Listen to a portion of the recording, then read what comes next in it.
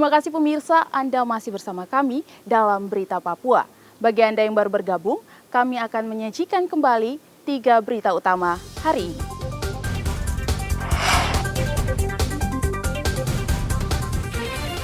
Kesal tidak diterima saat minta rujuk, seorang suami di Merauke tega membunuh istrinya sendiri.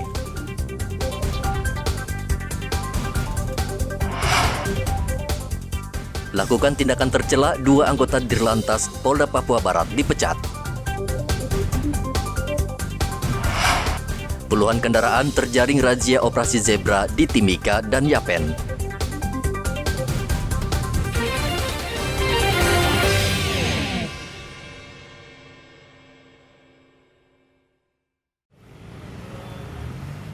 Dalam sepekan menggelar operasi zebra, polisi masih saja menemukan pengendara yang tidak taat aturan berlalu lintas.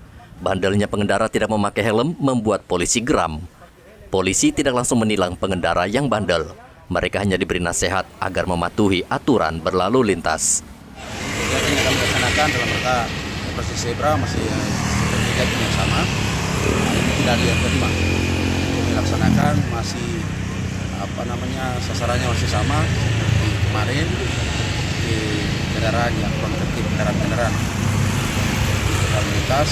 Sasarannya mungkin masyarakat yang tidak menggunakan helm, serta juga mengecek administrasi kendaraan, dan juga mungkin kelengkapan kendaraan. Mungkin kalau kamu temukan kendaraan yang tidak lengkap, mungkin kami langsung bawa ke kantor.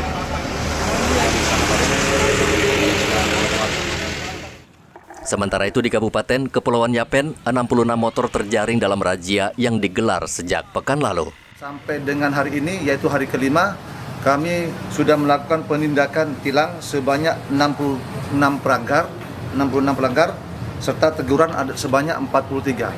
Pelanggaran yang didominasi yaitu adalah pelanggaran penggunaan helm. Masyarakat masih sangat minim sekali tentang penggunaan helm. Padahal helm itu adalah sebagai pelindung kepala kita apabila nanti terjadi kecelakaan, dan juga sebagaimana dalam Undang-Undang Nomor 22 Tahun 2009 tentang lalu lintas, bahwa sebagaimana pasal 291, setiap pengemudi kendaraan bermotor wajib menggunakan helm. Polisi terus menghimbau pengendara tertib berlalu lintas dan tidak melakukan pelanggaran, apalagi menggunakan ponsel saat berkendara. Igobat Momolin dan Herman Beta melaporkan dari Timika dan Kepulauan Yapen.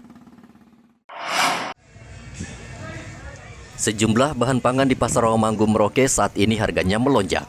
Pekan lalu harga cabai kecil hanya kisaran 70 hingga 80 ribu rupiah per kilogram. Kini naik menjadi hingga 100 ribu rupiah per kilogram.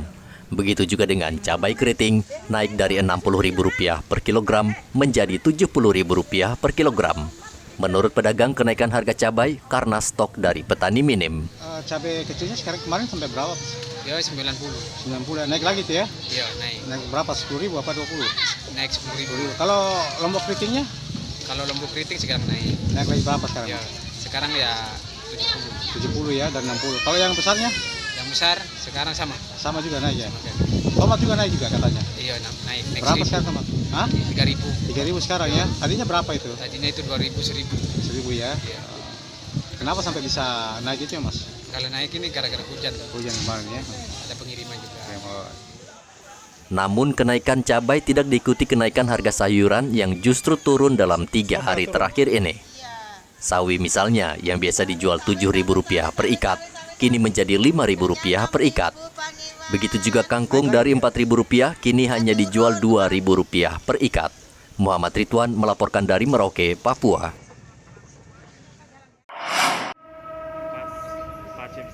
Tim Pengendalian Inflasi Daerah mencatat Provinsi Papua saat ini mengalami kenaikan inflasi hingga sebesar 7,27% pada September 2022. Angka inflasi ini cukup tinggi sehingga Papua menjadi penyumbang inflasi urutan ke-6 tertinggi di Indonesia. Kontribusi utama penyebab inflasi di Papua adalah kenaikan harga bahan bakar minyak, BBM, transportasi udara, hingga 10 sektor komoditas, yakni kenaikan harga bawang merah, minyak goreng, cabai rawit, hingga LPG.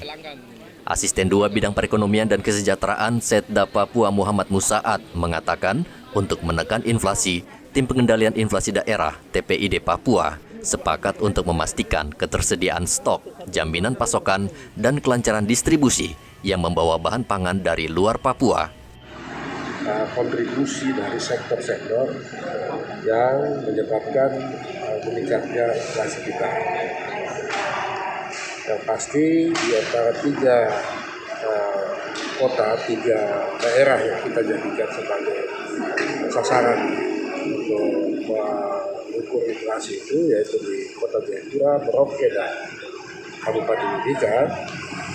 Kita temukan bahwa ternyata kontribusi utamanya itu masih akibat BBM. Yang kedua, akibat transportasi. Dan ada 10 sektor komoditas yang menyebabkan peningkatan itu. Untuk yang komoditas kita yang biasa untuk bahan pokok kita, ya masih ada bawang merah di situ, ya, ada minyak goreng, kemudian ada juga cabai, ya, dan beras. Inilah yang membuat kita dan juga LPG, ya. Jadi nanti sebentar Pak GM Pertamina juga akan menyampaikan bagaimana BBM, ya, stoknya bagaimana, kemudian distribusinya bagaimana, aman atau tidak, supaya tidak perlu pergi lagi antre di SPBU, begitu juga LPG-nya bagaimana akan dijelaskan nanti. Tim Pengendalian Inflasi Daerah berupaya untuk menekan angka inflasi, salah satunya dengan gerakan menanam cabai di pekarangan rumah, agar kenaikan harga bahan pangan tak lebih dari 5%. Hendra melaporkan dari Kota Jayapura, Papua.